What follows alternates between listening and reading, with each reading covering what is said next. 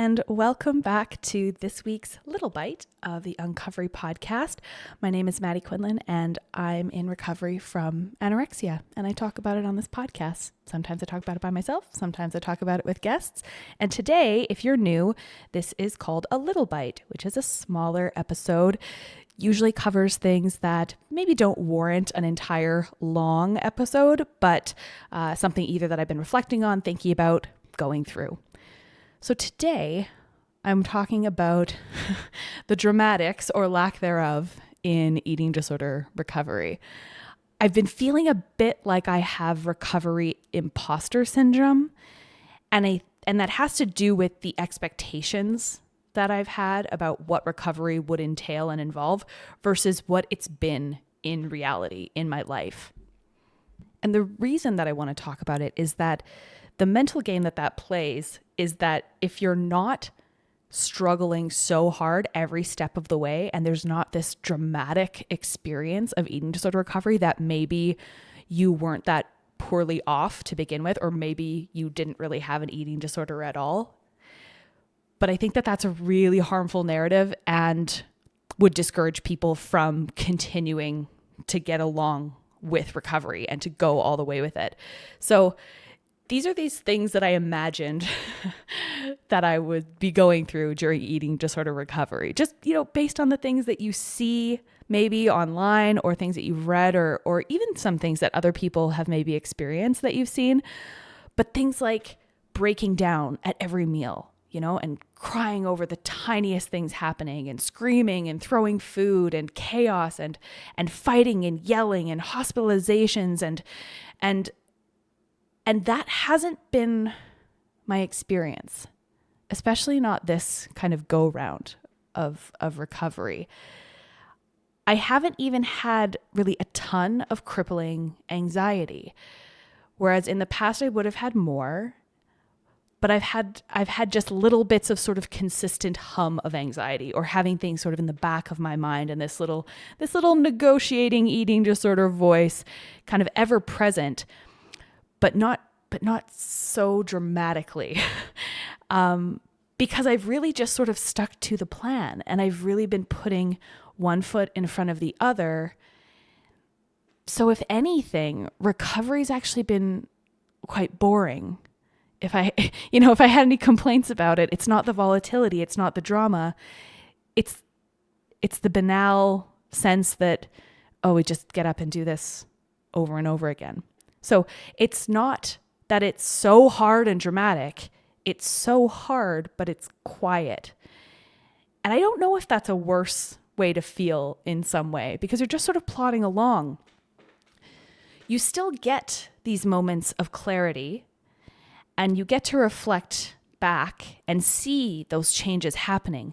But there are not these giant breakdown, revelatory moments of breakthrough. It's just these little pieces falling into place. And those still matter, I think. And it's a calmer and a purposeful existence that I've felt. And I'm just sort of walking out of it.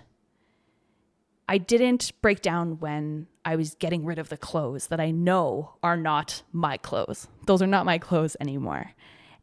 And so I just packed them up and I quietly got rid of them. And it wasn't dramatic. I didn't even try them on. I was just like, it's not worth it. So by going bit by bit, it feels like pacing, because this recovery process is a marathon and not a sprint. And I do not need to injure myself trying to be a sprinter when walking is just enough. I think the biggest factor that's led to this type of sort of neutral feelings around recovery has been that at some point I just accepted this as an inevitability. I don't want to have this degree of control anymore. I don't want to live like this anymore. And I know that if I just keep going, I will eventually reach the other side. It's that blind faith piece, but I have accepted that this is my fate. I have accepted that this is an inevitability because I have no choice but to just recover. And so you're sort of just trekking through the trees towards the beach, And because I have my backpack full of my toolkit and all this stuff that I need to get through it, I don't have to be so afraid of whatever is around the next turn or around the next tree or in the path or, hiding. Whatever sort of jumps out in front of me, I can befriend because I have the tools to do so.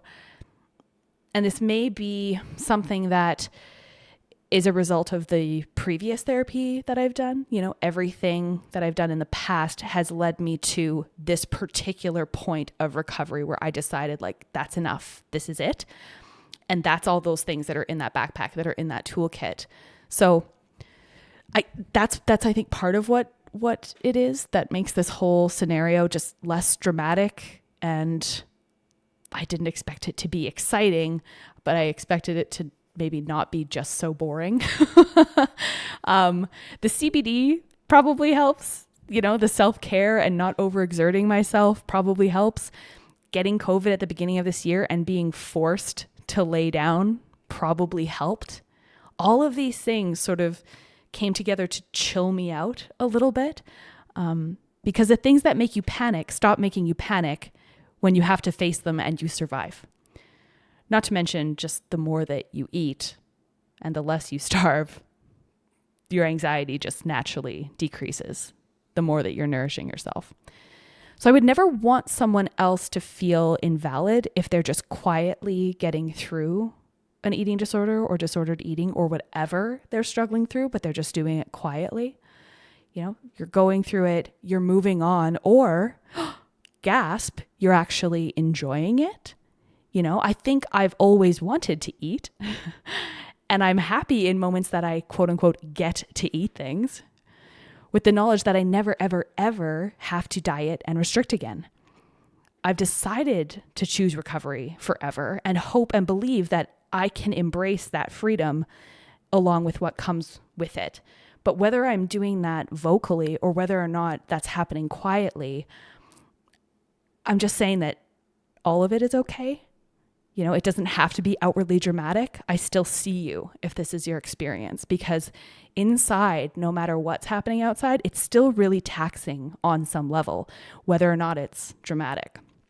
So coincidentally, I actually found a post online that really resonated here. And so I'm just going to read it.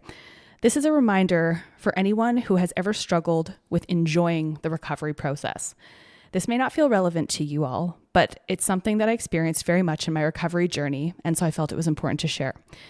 It's okay to enjoy recovery, to be loving all of the delicious food you get to eat, to be glad to stop exercising, to be excited by trying the foods your eating disorder has had you avoiding, to embrace rest, to be relieved that you no longer have to jump through eating disorder hoops, to be finding it easier than you thought it would be, to be eating with way more ease.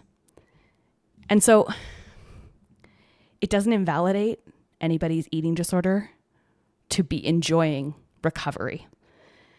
And of course, if your recovery involves things that feel volatile, that feel dramatic, that feel impossible and loud and difficult, that's okay too. But I just want to sort of note that it's likely that we all have experiences of each of these, whether it's joy, extreme distress, apathy, neutrality, ambivalence, grief, anger, peace. Those things are all going to be part of it. And it doesn't tell you anything about, how severe or valid your eating disorder or your struggles have been. So that's been this week's Little Bite. That's all that I really had to talk about. And we'll see you on the next episode.